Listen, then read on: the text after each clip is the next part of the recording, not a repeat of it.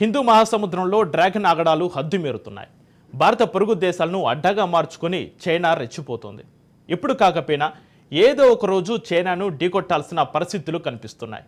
కానీ నౌకాదళంలో అమెరికా తర్వాతి స్థానంలో ఉన్న చైనాను మన నేవీ ఎంతవరకు ఎదుర్కోగలదు అనేది అసలు ప్రశ్న. ఈ ప్రశ్నకు సమాధానమే INS Arighaat, India's second nuclear power submarine. రీసెంట్గా యాక్షన్లోకి దిగిన ఆ పవర్ఫుల్ సబ్మెరైన్కు తాజాగా మరో పవర్ యాడ్ అయింది.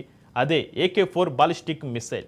3500 కిలోమీటర్ల పరిధిలోని లక్ష్యాలను ఛేదించి శత్రువులకు క్రిస్టల్ క్లియర్ పిక్చర్ చూపించిందా డెడ్లీ మిసైల్.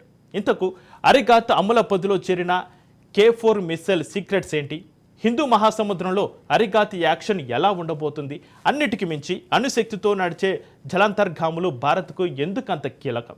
ఐఎన్ఎస్ అరిఘాత్ నుంచి సూపర్ మిసైల్ టెస్ట్. మిసైల్ను విజయవంతంగా పరీక్షించిన నేవీ.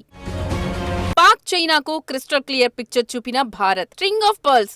హిందూ మహాసముద్రంలో డ్రాగన్ కంట్రీ అనుసరిస్తున్న కన్నింగ్ స్ట్రాటజీ ఇది. హిందూ మహాసముద్రం చుట్టూ ఉన్న దేశాల్లో వ్యూహాత్మక పోర్ట్లను నిర్మించడం, చైనా నుంచి అక్కడకు చేరుకునేలా మౌలిక వసతుల్ని కల్పించడం, అవసరమైతే సైనిక ప్రయోజనాల కోసం ఆ పోర్ట్లను ఉపయోగించుకోవడమే డ్రాగన్ కంట్రీ వ్యూహం. ఇంధన ప్రయోజనాలు, భద్రతా లక్ష్యాలను కాపాడుకునేందుకు మధ్య ప్రాచ్యం నుంచి దక్షిణ చైనా సముద్రం వరకు ఉన్న సముద్ర మార్గాల్లో వ్యూహాత్మక సంబంధాల అభివృద్ధి పేరుతో వివిధ దేశాల్లో బీజింగ్ పోర్ట్లను అభివృద్ధి చేస్తోంది. ఆఫ్రికాలోని జిబౌటి, పాకిస్తాన్లోని గ్వాదర్, బంగ్లాదేశ్లోని చిట్టాగాంగ్, శ్రీలంకలోని హంబంటోటా ఈ జాబితాలో ఉన్నవే. జిబౌటీని పక్కన పెడితే పాకిస్తాన్లోని గ్వాదర్, శ్రీలంకలోని హంబంటోటా, బంగ్లాదేశ్లోని చిట్టాగాంగ్ పోర్ట్లను భారత్ను చుట్టుముట్టే మృత్యు త్రిభుజంగా పిలుస్తారు.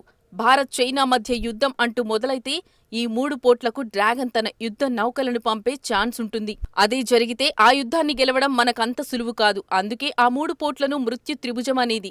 ఆ మూడింటిలో శ్రీలంకలోని హంబంటోటలో డ్రాగన్ కంట్రీ అడుగు పెడితే అంతకు మించిన సవాల్ మరేదీ భారత్కి ఉండదు. మరి హిందూ మహాసముద్రంలో చైనా కుట్రలను తిప్పికొట్టాలంటే ఏం చేయాలి? INS Arighaat, India second nuclear power submarine, సరిగ్గా 2 నెలల క్రితమే రక్షణ మంత్రి రాజ్నాథ్ చేతుల మీదుగా జలప్రవేశం చేసింది. మన శత్రుదేశం చైనా దగ్గర అత్యాధునిక యుద్ధ నౌకలు, విమాన వాహక నౌకలతో పాటు సబ్మెరైన్లు ఉన్నాయి. సముద్ర యుద్ధాల్లో కీలక పాత్ర పోషించే న్యూక్లియర్ పవర్ సబ్మెరైన్లు చైనా దగ్గర దాదాపు 10 ఉన్నట్టు అంచనా.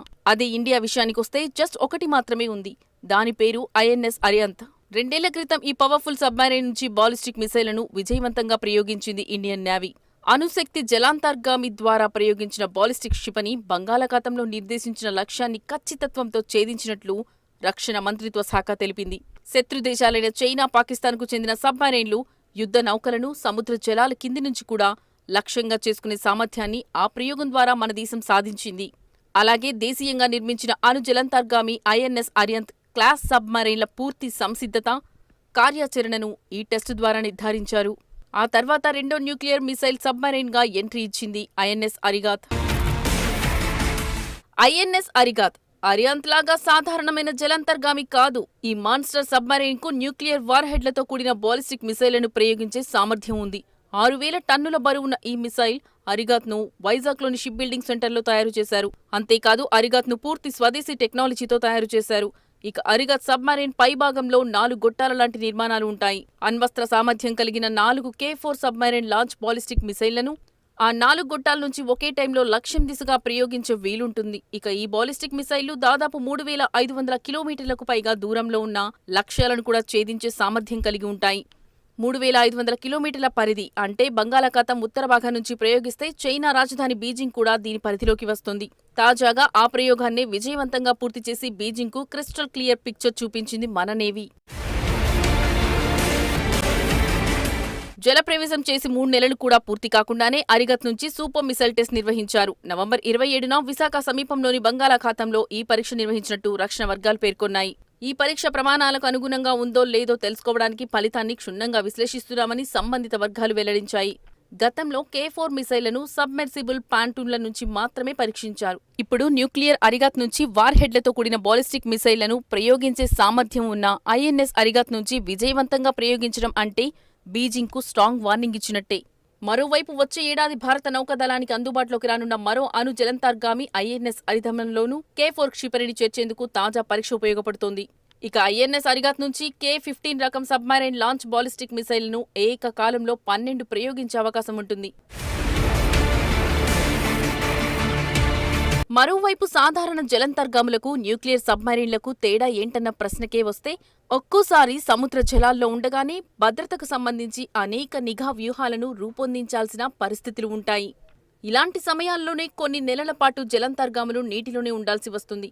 కానీ సాధారణ సబ్మెరైన్లు ఎక్కువ కాలం నీటిలో ఉండలేవు. ఇంధనం కోసం ఖచ్చితంగా పైకి రావాల్సి ఉంటుంది. న్యూక్లియర్ సబ్మెరైన్లకు మాత్రం ఆ ఇబ్బందులు ఉండవు. వాటిలో రూపొందించిన రియాక్టర్లు జలంతర్గాములకు కావలసినంత ఇంధనాన్ని సరఫరా చేస్తాయి. దీంతో నెలల తరబడి సముద్రం అడుగున ఈ సబ్మెరైన్లు ఉంచవచ్చు. పైగా వాటికి న్యూక్లియర్ వార్ హెడ్లతో కూడిన బాలిస్టిక్ మిసైళ్లను ప్రయోగించే సామర్థ్యం ఉండడంతో శత్రువుపై దాడి చేయడం మరింత ఈజీ అవుతుంది. అంతేకాదు న్యూక్లియర్ సబ్మెరైన్లు మన దగ్గర ఉంటే మన వైపు కన్నెత్తి చూసే ధైర్యం కూడా శత్రుదేశాలు చెయ్యవు. అందుకే భారత్ చాలా కాలంగా న్యూక్లియర్ సబ్మెరైన్ల నిర్మాణంపై దృష్టి సారిస్తూ వస్తోంది. ఇందులో భాగంగానే న్యూక్లియర్ మిసైల్ సబ్మెరైన్ల తయారీలో టాప్లో ఉన్న ఫ్రాన్స్తోనే కీలక ఒప్పందాలు చేసుకుంది. మొత్తంగా అణు జలంతర్గాములపై ఫోకస్, డెడ్లీ మిసైళ్లను వేగంగా అందుబాటులోకి తేవడం చూస్తుంటే హిందూ మహాసముద్రంలో నెక్స్ట్ లెవెల్ యాక్షన్ను ఇండియా సిద్ధమైనట్టే కనిపిస్తోంది.